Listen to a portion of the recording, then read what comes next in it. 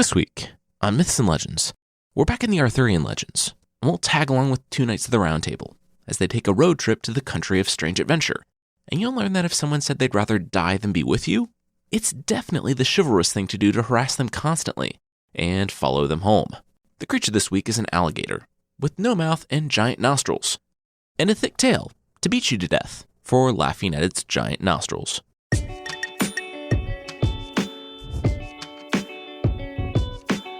From Bardic, this is Myths and Legends, episode 100, Buddy System.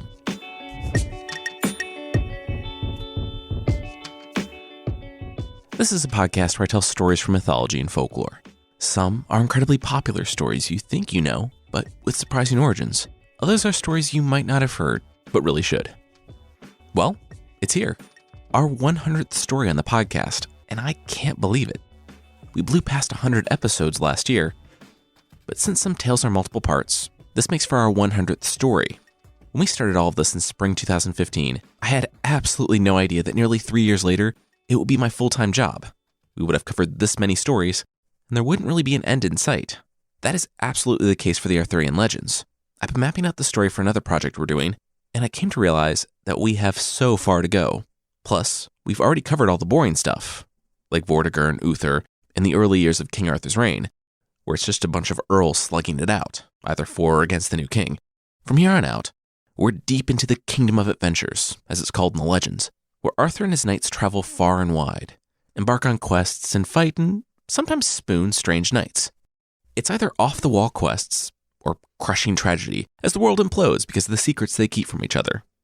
So yeah, buckle up. When we last left Arthur, his half-sister, Morgan Le Fay, had disappeared with the scabbard of Excalibur. She tossed it into a lake, essentially getting rid of it forever before vanishing into the wilderness.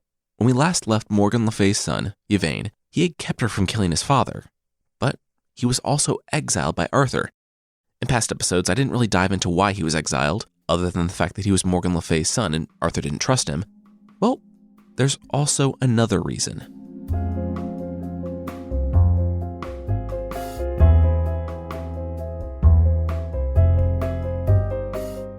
Yeah, go ahead and put it on. Morgan wants to report on how good it looks, the messenger said, handing the jeweled mantle, basically a hood with a cape, to King Arthur. Arthur shook his head.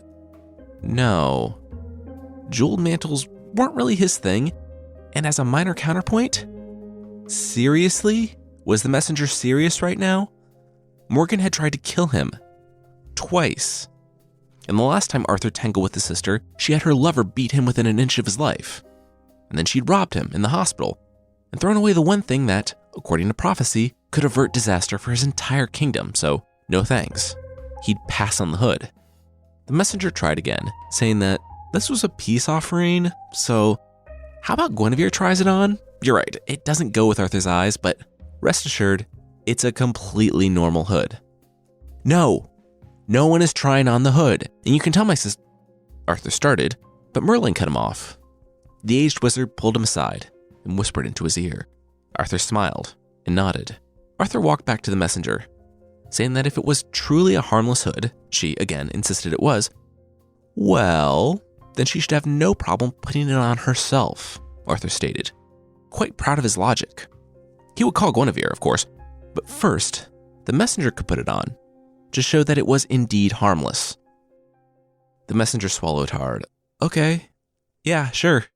Arthur blurted out that if it was a trap, she could just say so and leave with her life. But the messenger shook her head, clutching the mantle in her hands. The smile began to fade from Arthur's face as tears began to roll down the messenger's cheeks. As she lifted the mantle above her head, Arthur commanded her to stop, but she said that she could not. Arthur knew his sister. She had people everywhere, even in Camelot.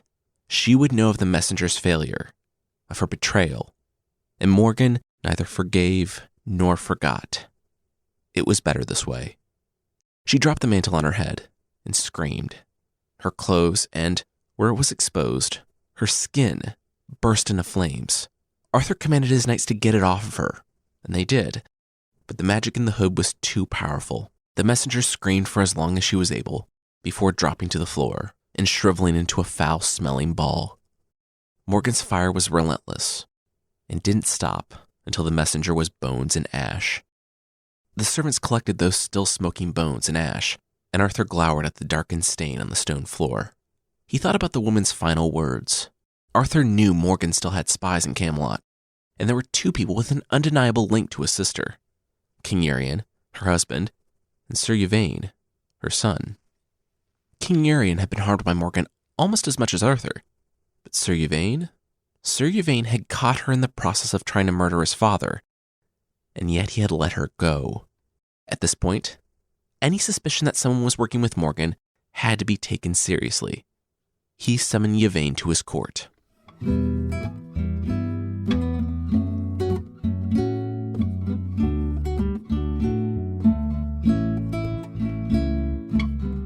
Anyone who banishes my cousin also banishes me, Sir Gawain declared to King Arthur.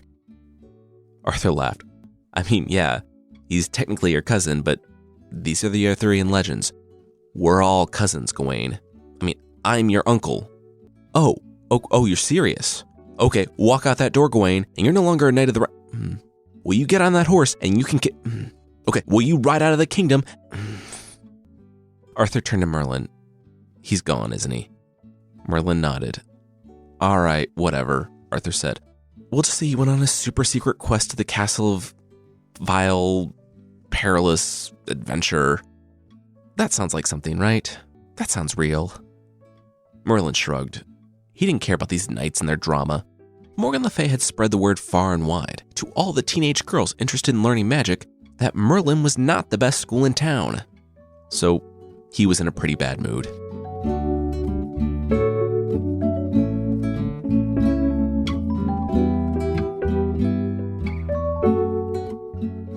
Beyond the borders of the kingdom, Yvain was sad that he had been banished, though he was honored that the greatest knight in the world, Gawain, had decided to join him.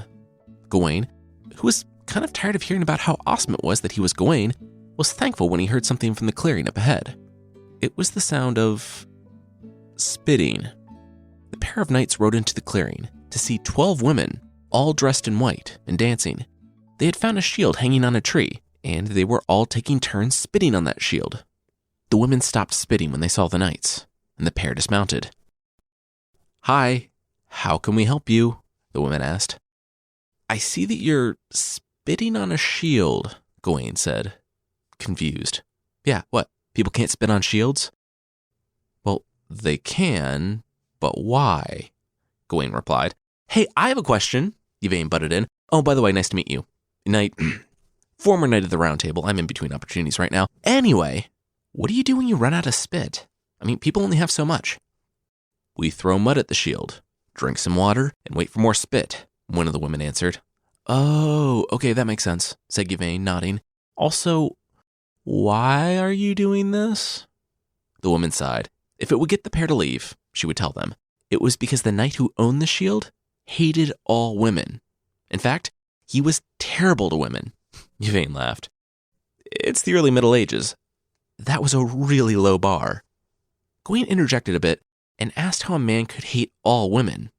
Come on, that was a hefty allegation. Were the women sure they weren't mistaken? The women stared back, unamused. Yvain cleared his throat and asked what the knight's name was. They said he was Sir Marhaus, the son of the King of Ireland. Yvain laughed at the name. Marhaus! He knew Marhaus.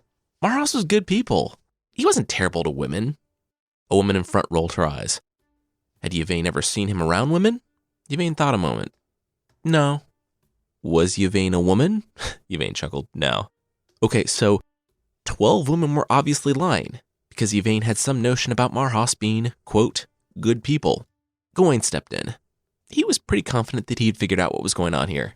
These 12 women, with their detailed accusations of Marhaus being terrible to women, versus Sir Yvain's vague assertion that he was, quote, good people. It was obvious. These women were lying. Yvain declared that he would not stand for a knight's shield to be dishonored, so he was going to find Marhaus, who had to be close by, and tattle on these women. Gawain took a step forward and said that if the shield wasn't clean by the time they returned, he and Yvain weren't responsible for what would happen to them. Yvain shot the group a look that said, yeah, what he said, before the pair rode off. Or started to, that is. It was then that they heard a horse galloping on the road up ahead. The woman looked to the forest with a time to go face, got in their last few spits on the shield, and booked it into the woods. Marhaus, the owner of the shield and the man who was terrible to women, was on his way. Gawain waited for the surely honorable Sir Marhaus to arrive, while Yvain curiously followed the women. "Hey, Big G, did you know that there's a castle right there?" All the women fled into it. Yvain notified Gawain as Marhaus burst into the clearing. He saw his shield covered in spit and mud and glared at Gawain. Gawain informed the fellow knight that a dozen women had been defacing his shield, and the man looked at Gawain in disbelief. And Gawain had let it happen? Gawain was about to defend himself when Yvain returned, bursting through the trees opposite Marhaus. "Hey, buddy, nice to see you. Hey, sorry about your shield, but heads up, some guy's charging here on a horse." And man, he does not look happy. Marhaus groaned and picked up the shield from the tree, flinging mud and spit from it, just in time to see a knight from the castle crash into the clearing. Sir Marhaus threw down his visor and sped off toward the knight. Seconds later, the knight was on the ground, quickly dying from a broken neck after Sir Marhaus had struck him with such force that he had broken the horse's back as well.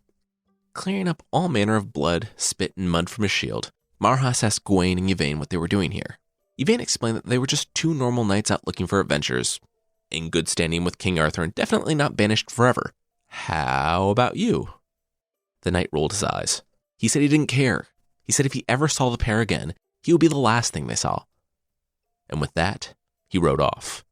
Gawain climbed back into his horse, but Yvain held up his hands. What was he doing? Gawain shot his friend a confused look. His honor demanded that the man answer for that insult. Duh. Yvain protested again. But you just saw what happened, right? The guy was the strongest knight Yvain had ever met. Look what he did to that horse. Gawain looked at the dead body on his left, and the horse with a broken back slowly dying on his right. He narrowed his eyes. Yvain could see that nothing was going to deter his buddy/idol from pursuing Marhaus, so Yvain announced that he would fight him first. If he won, fantastic. If he lost, at least he would weaken the knight a bit. Loosen up that fully armored and sword-wielding jar of pickles. Gawain shrugged. Sure. What were friends for? 10 minutes later, Yvain was on the ground, yielding to the knight. Gawain, now tasked with defending his own honor and avenging Yvain's defeat, dropped the visor to his own helmet and started in on Marhaus. Now, I don't know if I've talked about this in the show, but knight fights are not as epic as they sound. Once a knight is unhorsed, if he survives that, it's usually just two guys in full armor slugging it out until one gets tired and yields. They're probably in danger, but not as much as you'd think for people hitting each other with swords. It's like two guys in fireproof suits hitting each other with torches. They'll come out of it tired and bruised, but they'll probably live. And that's what happened with Marhaus and Gawain. Gawain's lance broke, and he fell off his horse. And over the course of the fight, Marhaus gained the upper hand, while Gawain grew more and more fatigued. Marhaus could see that he was probably going to win eventually, but it would be a long, exhausting fight until then. Besides, he was impressed by how long Gawain was fighting. Casually, he floated the idea of, hey, how about I stop attacking and you stop fighting and we become best friends? Compared to several more hours of being smacked around by a stranger's sword, that sounded pretty good. So Gawain agreed, and yes, the trio became best friends. Now, a quick note. I read various summaries and different versions alongside the works to make sure I'm getting it right. And one I read talked about the 12 women in white as enchantresses, falsely accusing Marhaus of being terrible to women. Other than Gawain's judgment call on Marhaus, and Marhaus himself saying, no, those women are lying, they just hate me because I'm a strong man, we don't really get much in the way of exoneration from Marhaus. I'm, personally, more liable to believe the 12 women accusing him than Yvain's assertion that he's a good guy, right before the quote-unquote good guy attacks Yvain. But I'm not Gawain, the second best knight in the world. So, what do I know?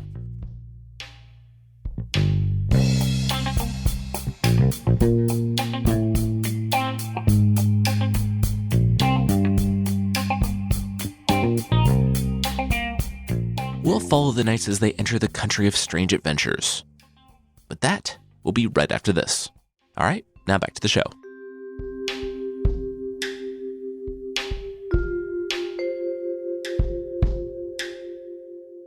Their mini-fight club ended.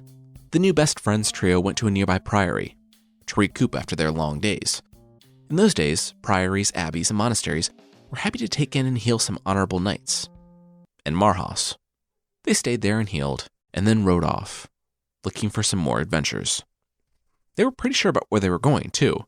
They passed 7 days through the forest before reaching the border of, quote, the country of strange adventures, which, if you're looking for some adventures, you probably can't go wrong with the country of strange adventures.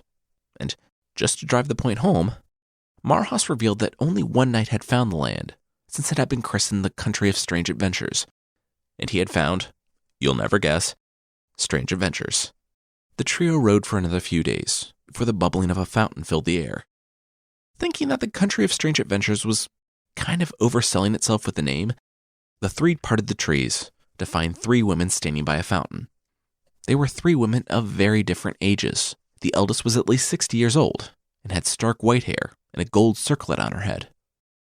The next was a woman of 30, also wearing a circlet of gold, and the youngest was a girl of 15, wearing a garland of flowers.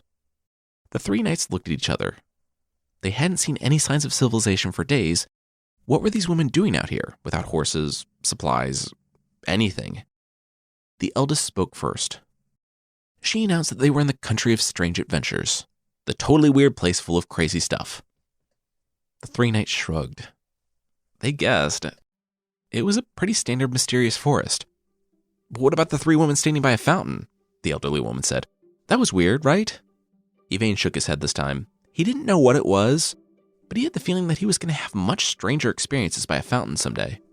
The elderly woman interrupted him, saying the strangeness they had seen so far was nothing compared to the quest these 3 women offered. There were 3 women and 3 men, and the road forked in 3 directions from this point on. If they wanted to continue on in the country of strange adventures, each knight must choose a woman to ride with him, and he must listen to her advice. On this day, 12 months from now, and if they survived the journey, the trio would meet back here. The 3 men looked at each other and shrugged. They literally had nothing better going on. And I'm using that word correctly. They had been riding aimlessly since they had picked up Marhaus. The offer of a quest from 3 women was the only offer they had on the table, so they took it. Yvain was the first to step forward. He said that he knew he was the youngest and weakest of the 3 knights, so he would take the elderly woman with him, because he needed all the experience and help he could get, and she looked very, very old. Thank you, the elderly woman said, mounting Yvain's horse. To be fair to Yvain, in the early Middle Ages, 60 plus was ancient. We don't have a ton of data on life expectancy in early medieval Great Britain, but 45 years old seems like a pretty solid estimate. Marhaus, hater of women, asked the 30-year-old if she wanted to ride with him, which meant Gawain was left with the 15-year-old, who he said he found very attractive. The 3 men kissed each other, wished each other the best on their strange adventure, and rode off in opposite directions at the fork in the road.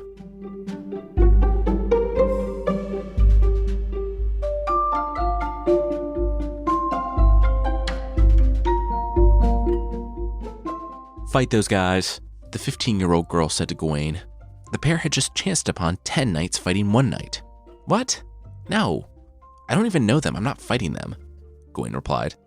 Come on, you have to do what I say, the girl pressed. That's the deal. That's like the whole deal. I didn't think it was a literal thing, Gawain replied. I'm not taking orders from some 15-year-old girl.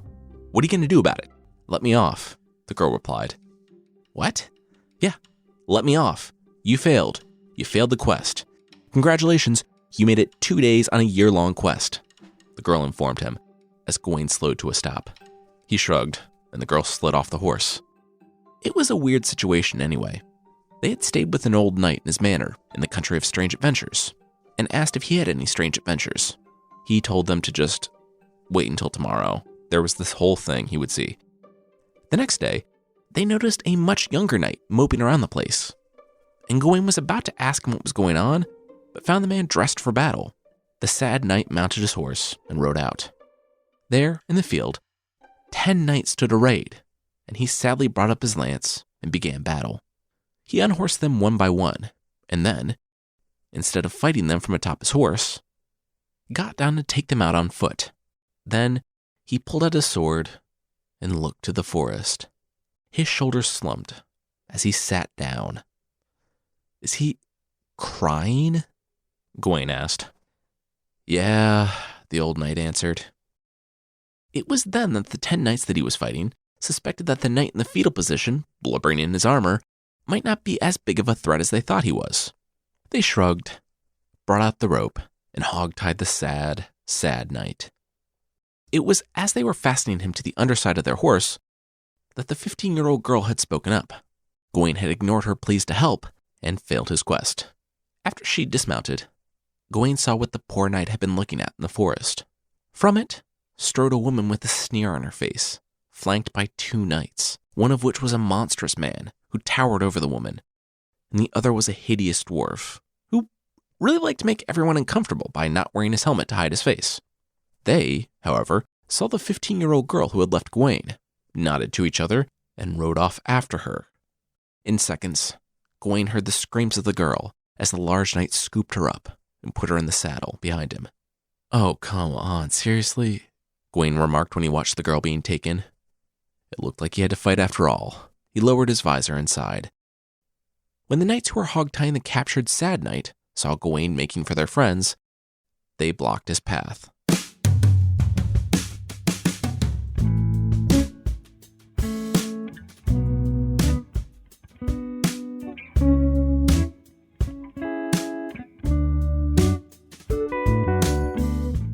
Standing over 10 guys, some dead, some pretending to be dead because they didn't want to fight Gawain anymore, Gawain looked for the girl and the 2 knights. But they were long gone, having disappeared during the fight. He cut the knight loose from the horse, and through the tears, the knight thanked him for what he did. Not that it mattered anyway. Gawain told him that he had failed a quest and mildly risked his life to rescue the guy. What was the deal? As it turned out, the knight was named Pellas, and if that sounds familiar, it's because he was the son of Pellam, the knight we met a long time ago, who was stabbed in the groin by a holy relic, an act that threw Great Britain into decades of weird chaos and destruction and could only be remedied by obtaining the Holy Grail. Anyway, Pellas came from a long line of men tasked with defending the Holy Grail, and seeing as his dad had disappeared, his castle had been destroyed, and the Grail had gone missing, he had some time on his hands. So he went to tournaments. Fighting was in his blood, and that was evidenced by him besting 500 people at one tournament. It was also there that he saw the beautiful woman that had emerged from the forest. Her name was Eddard. Pellas saw her there, gave her a token of his affection, and announced that she would have his undying love. The issue? She didn't want his undying love. She made plans to travel home the following day, and he found her. She sat the knight down and made it unavoidably clear. She said that she didn't love him, and she would never love him, even if he died for her. He took it surprisingly well, in that he barely heard it, and only registered it as a challenge. He promised, or threatened, to follow her into her country, and never leave her alone until she loved him. The writers, Mallory in particular, were not very forgiving to Eddard. They say that she's pretty, but not the fairest in the land, and the text scorns her for being too proud to accept Pellas's love. Instead of, not being into the type of guy who would take clear and unequivocal rejection as a signal to follow you home. Eddard continued with the mixed signals when she fled from Pellas, shut herself up in her castle, and sent 10 knights a day to fight him to get him to leave. And so Pellas stayed in a priory not a half mile from the castle and wondered why Eddard was playing very, very, very, very, very hard to get. He fought her knights because eventually giving up to them was the only way to see her. And of course, he had to be captured by them. And the whole time she swore at him, rebuked him, told him not to come back, took his horse and saddle, and had her knights throw him out of the gate. Love was difficult sometimes. Gawain heard of Pellas's continued and persistent harassment of Eddard, and he felt bad. For Pellas. He could see how torn up the knight was about the woman. And he said that even though he watched a 15-year-old get abducted not 10 minutes ago, he could play wingman to the sad knight. He would go talk to the woman Pellas loved, explain the situation, and finally actually help someone out in the time since leaving King Arthur's court. Gawain told Pellas to take off his armor. He had an idea.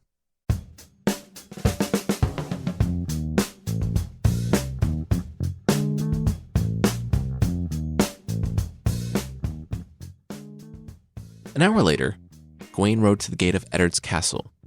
Wearing Pallas's armor, the two knights at the wall took one look at the armor and at the man approaching and shook their heads in disappointment that he was back for more today. So they rode out to greet him. Come on, man, do you really want to do this again? The knight asked him. Gawain flipped his visor up. Do what again? The two knights were confused. He wasn't Pallas at all. Gawain shook his head. That really annoying guy? Yeah, I killed him. Before he died, crying, I might add, he mentioned something about your lady.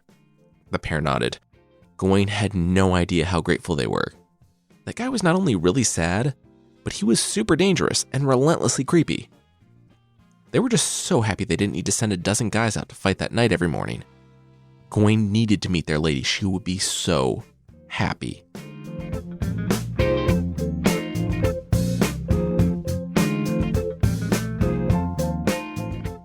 Three days later, Pallas had no sign from Gawain. Maybe riding to the castle wearing the armor of the man she hated had been a bad idea. Pallas thought that, by this point, Gawain would have returned with either news of failure, or that Eddard had accepted his creepy love, and that she would now be his wife. He hadn't expected silence. Worse, or better, probably better, Eddard hadn't sent 10 knights to try to chase him off, and or steal his horse, for the past 3 days. Pallas thought for a moment. No. Something was wrong. Not violently rejecting him? That just wasn't like his Eddard. It was mid-morning before he ventured a ride out to look on Eddard's castle. But then he saw something even stranger. It was open. It was welcoming. To Eddard's people, Pallas was dead, so no one thought much of it when a knight rode through the gates of the castle. In the hustle and bustle of the courtyard, no one paid him much mind as he slipped from his horse and entered the tower.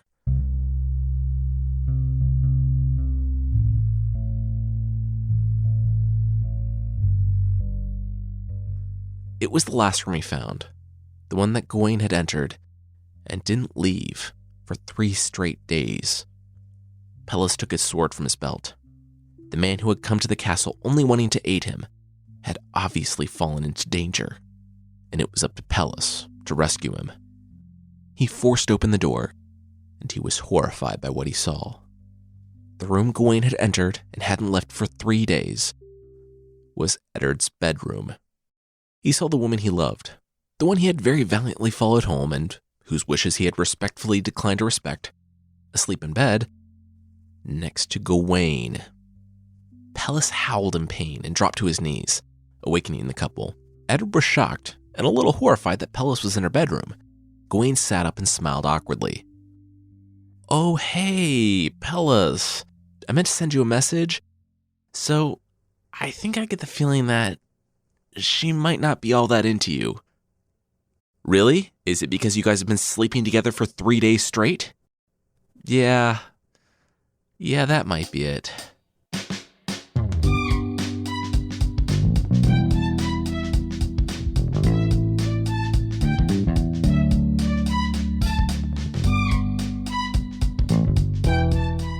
That's where we're going to leave it for this week. One of the most surprising things I found from this podcast was that the Knights of the Round Table were anything but knights in shining armor. They aren't quite as nihilistic and brutal as knights from Game of Thrones, but they are first and foremost people, most of which are trying to do the right thing. But all of them make mistakes and fall victims to the same foibles that we all do. Anyway, next week, we'll finish up this short stint in the Arthurian legends and see what happened with Yvain and Marhaus and their maidens. In lieu of other stuff, go check out Fictional. Season 2's here, and there's another episode this week. It's a Sherlock Holmes story that starts out with Watson going to an opium den. Subscribe on Apple Podcasts at apple.fictional.fm and everywhere else by going to fictional.fm or following the link in the show notes.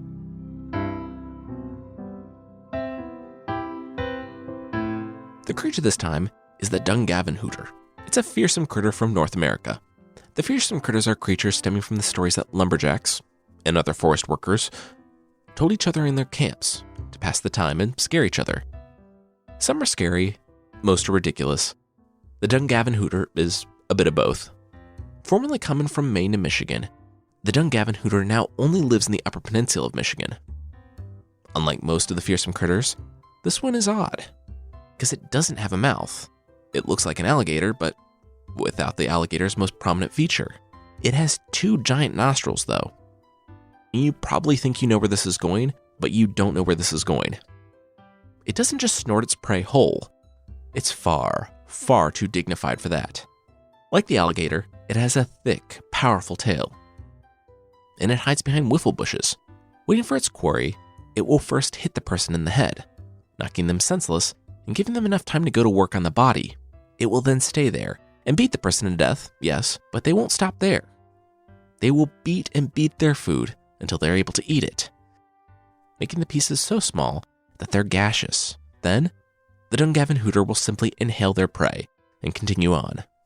It likes all sorts of people, it's not picky, but it really has a preference when it comes to smell. Basically, it's never safe to wander the woods drunk, and we've talked about that so many times, but anyone wandering the forests of the UP stinking of rum is a particular favorite of the Dungavan hooter. And I am totally not judging, but if you regularly have so much rum that the air freshener version of you is getting a mythological creature drunk, it might be time to pump the brakes a bit.